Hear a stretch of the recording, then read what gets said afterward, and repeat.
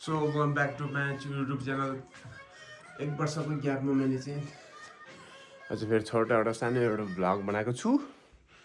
तपाईँ सम्पूर्णलाई सब्सक्राइबरहरूले म यति मैले वेट गराएँ, त्यसको लागि म क्षमा प्रार्थी छु।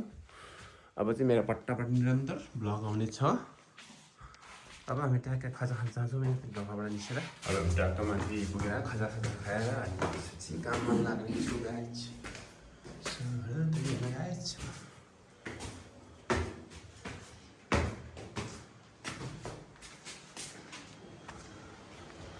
आज मस्तको घाम लगाइरहेको छ, हिमाल पनि क्लियर देखिरहेको छ।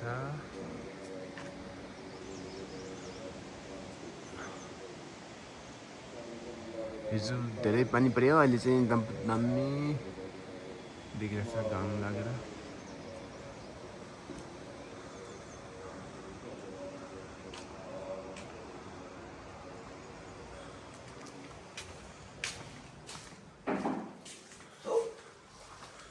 आज खाजा खाँदै दोस्तहरू आज खाजा चम्बा रहेछ अनि अन्डा रहेछ प्लस यता हाम्रो पानीको भाँडा राखौँ एकछिन पानी गरौँ। यहाँ चाहिँ दुध छ उताबाट चिया खानको लागि। अब उहाँले यसरी चम्बा टक्क हाल्छ अनि त्यसपछि घिउ पनि त्यही छ ल्याएर हामी टक्क मल गेटबाट निस्केर हामी लाग्छौँ काम साइडतिर। तलबाट हिँड्दै जानुपर्छ गाइज। र यहाँ गोरेडन हेलो गोरेडन ओइ मोडो त्यहीँ पो आचिका रहेछ गोरेडन मोडो। अनि माथितिर चाहिँ हाइड्रो पावर भन्दै पनि छ, त्यो त सानो मिनी हाइड्रो। अब हाम्रो ट्याक्किया चाहिँ कामको साइडमा पुग्नु लागिसक्यो। यता प्रकृतिलाई हामीलाई नि बाँच्न दिउँ भनेर एउटा रेड पान्डाको भनाइ छ। अनि त्यस पश्चात यहाँ यताबाट चाहिँ यहाँदेखि गर्जाङको नाम र यहाँको हाई एल्टिट्युड चाहिँ 1952 मिटर रहेको छ।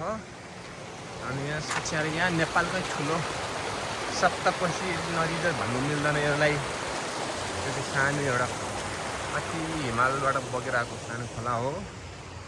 अनि यहाँ त चाहिँ ट्याक्क अब गेटबाट भित्र प्रवेश इन्ट्री हुन्छौँ हामी। अनि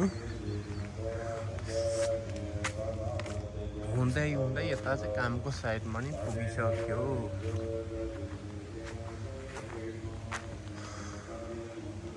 अनि कामको साइड चाहिँ यही हो। यता त थिम्पा पिन्जी बनिसक्यो। यता अब बुद्ध त्यसरी मेल्लै सक्दो बन्दै उताबाट फिनिसिङको भाडा आउँदै माथिल्लोको बन्दैछ। यता मुनिको चाहिँ चक्क स्याल फिट गरेर यतिको सकिसक्यो। माथिल्लो जतिको भएपछि कम्प्लिट हुन्छ लगभग हाम्रो काम। यो चाहिँ यसरी परमा निकालेर अनि त्यहाँ छेउबाट फिट गरेर भएपछि कम्प्लिट भयो लगभग। सो त्यो गाइज त्यो यतिको काम चाहिँ कम्प्लिट भइसक्यो हाम्रो लगभग। अनि माथि हिमालहरू एकदम क्लियरिटी राम्रो देखिरहेछ। आज चाहिँ दृश्य एकदम भ्यू एकदम राम्रो देखिरहेछ। माथि हिमालको भ्यू चाहिँ अझ चाहिँ पानी नपरेको हुनाले। अनि यता त्यो पुरा तर्चो हावाले फरफराइरहेको बिहान सो त्यो। अनि धेरै ग्यापपछि मैले यस भ्लगलाई निरन्तर दिनु लागेको छु अहिले चाहिँ। अनि तपाईँले यस मेरो भ्लग हेर्दै गर्नु होला, सब्सक्राइब गर्नु होला, जे गर्नु सबैले तपाईँले चाहिँ नछुटाउनु होला। हस् त म यता टक्को सिँढी चढेपछि चाहिँ त गुम्बाको दैलोमा पुग्छ। अन्त छोड्दैन केहरू माथिको हिमालको भ्यू चाहिँ राम्रो देखेको छ। अस्ति अलि झ्याप्पै हिउँ थियो,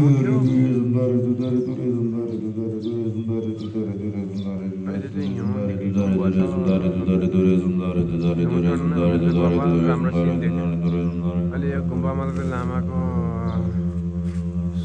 पूजा चलिरहेको छ, सोल्का गरिरहेछ बिहान बेलुका दैनिक पूजा सोल्का गरिरहेको छ उहाँले। सगुर चाहिँ ठुलो आँगन बब्बाल दम्मी छ गाई चाहिँ हो